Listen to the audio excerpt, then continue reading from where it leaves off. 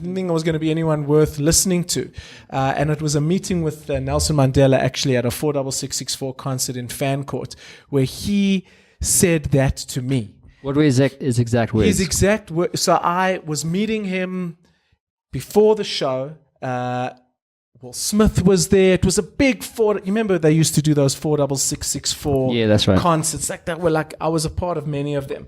And Queen were there, and like everyone had their little picture moment with Tata, right? So like, ushered in. I was very nervous. Obviously, every time I met Madiba, I was always very, very nervous. Like, so you've met him more than once? I've met him more than yeah. Well, I worked with the 46664 Foundation ambassador, as an ambassador for like 6-7 years. I was constantly around him during those times, but the nervousness never diluted. It was always like 10 out of 10. I don't know why. Not that he made me feel uncomfortable. It was more internal. It was from me, like I was just so awe-inspired by Madiba. Like I just couldn't believe I was seeing him. It was like a wax figure come to life. Every time I looked at him, I was like, this isn't Nelson Mandela. Can't be real, this guy. Tell me something, just out of interest. Yeah. The second time that you met him, or the third time, whatever the case is, did he remember your name? He did. He did. Well, maybe not have been the second time or third time, but it was. We went to London together to do a 46664 there, and there was a very small contingency of South African artists. And I think there was where it was like Johnny Clegg, myself, Loiso Bala, a few of the artists, Watershed, I think at the time. And then he had remembered me, but I'd met him like 4 or 5 times, quite one-on-one experiences. So it took him a while. That's funny for me. It did take him a while. Yeah, well, look, fair enough. I mean, how old was he at the time? No, he was still. And how many people does he meet? Was he still young? How old was he then? Young. Yeah, exactly. He was in his 80s. He was like in his. Maybe he was in his. God, I mean, yeah, he must have been in his 80s. Yeah, that's late old, 70s, 80s. But he was still had all his faculties. He was very together. It wasn't until much later on when, my meetings with him, I realized that. It was really taxing on him, his age. In your engagements with him, sorry, I have to ask you, like, obviously you had the privilege. I mean, I would kill to meet Nelson Mandela if I could go back in time. I think many of us would, right? One of the greatest human beings arguably to have ever lived. Yeah. And so you had the privilege of like shaking the man's hand, and not on more than one occasion.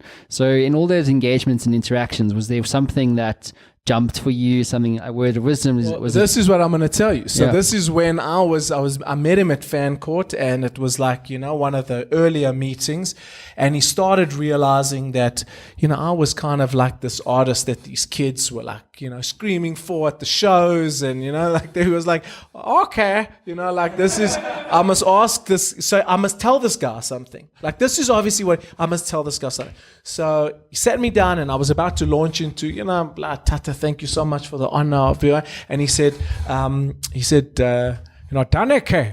whatever. Like, you always used to call you by your full name, And he said to me, like, what are you doing for this country that has given you so much or done so much for you? That was kind of the theme of what he was saying to me. This was pre-shout. This was pre-anything. This was just me in my rock star phase. And he asked me this question. And that to me was like, what did you say?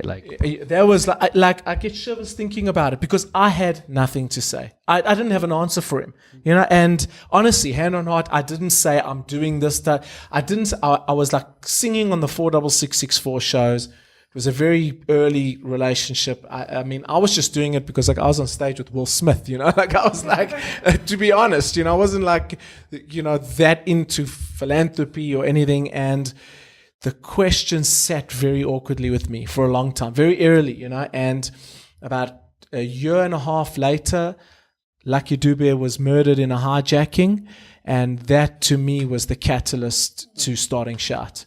Because Lucky Dube was the first artist I'd ever seen live in concert. I was 7 or 8 years old. My dad took us down to the Standard Bank Arena. Myself, my brother, my father. I think we're the only 3 white guys in the room. Seriously, it was kind of my parent my father was. He was like, stuff this, you're going to watch Lucky Dube. And he was one of my heroes. Always was growing up, because he was like the first guy I saw on stage, this big Rasta guy singing, struggle apartheid songs.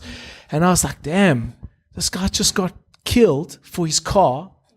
And I was like, what kind of world are we living in? Watching CNN, watching South African icon murdered. I felt so embarrassed to be a South African that day. I wanted to hide under my bed. And I phoned Kabelo, Mabalane, and I said, we got to do something. And that's how Shout was born. That was like 12 years ago. What's Shout's sort of highest purpose? What's it trying to do? At the moment, we are just about giving kids an alternate future, an alternate reality. So we started as a crime fighting organization. We looked at crime. Lucky's death promoted that line of thinking. And then we realized, we're probably not going to get the hijacker or the guy sitting in Paulsmore prison for life to really turn himself around. Like, that guy might be lost, but there's a generation of kids sitting in, bad schools or with bad mentors or, parents that are non-existent, for whatever reason. And we got to try and give these kids a chance, because this could be either the next Nelson Mandela or the next guy who murders Lucky Dube, where's he going to go? Most of them have got that option, they just need a little bit of guidance and steering along the way. So we build libraries in primary schools, specifically at that age. Yeah, we've donated about 36 million rands worth of libraries across the country. Clap that up. Clap that up. Thank you.